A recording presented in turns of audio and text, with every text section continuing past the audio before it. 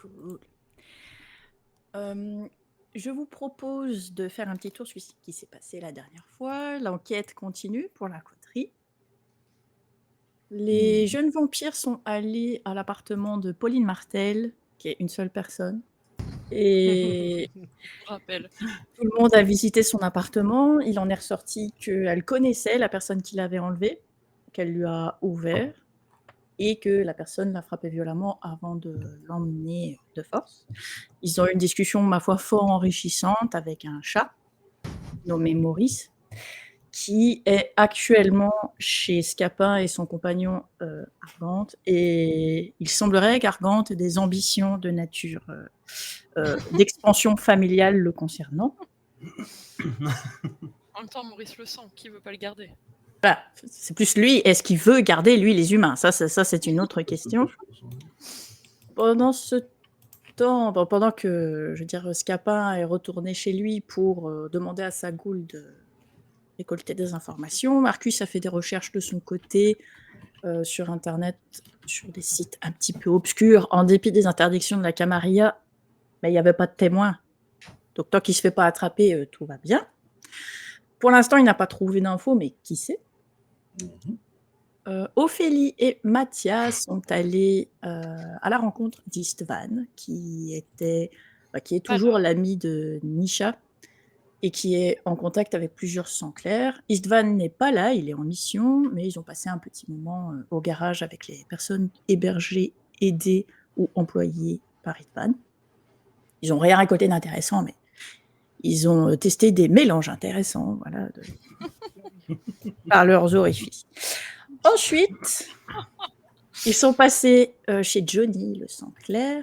Si jamais, Bull, vu que maintenant j'ai pu partager les handouts, tu verras qu'il y a plusieurs Ah personnages yes. qu'éventuellement tu peux afficher avec le chat. Normalement, ça fonctionne maintenant.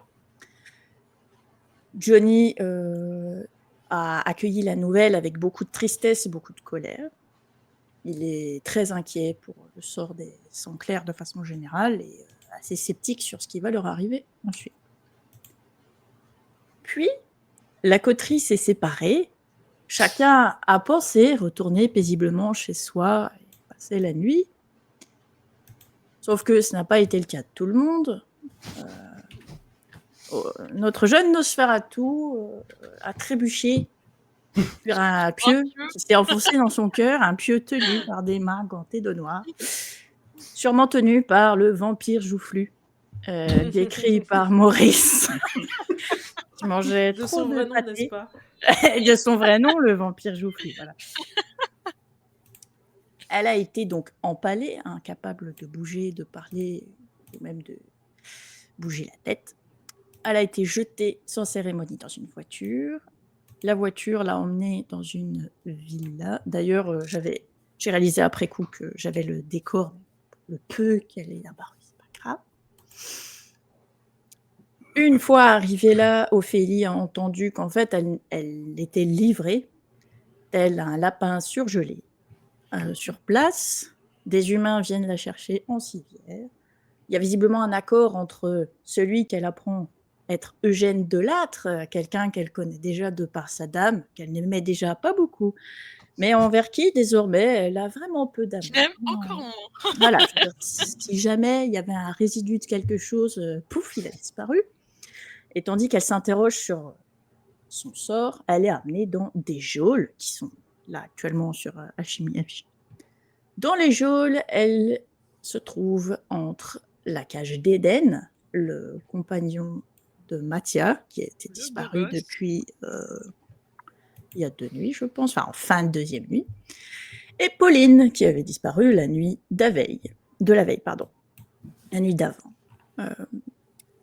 Elle reste empalée là un moment, en se demandant combien de temps ça va durer ces bêtises. Elle s'endort. Et le lendemain, j'ai fait le début de nuit avec Ophélie. Une personne rentre.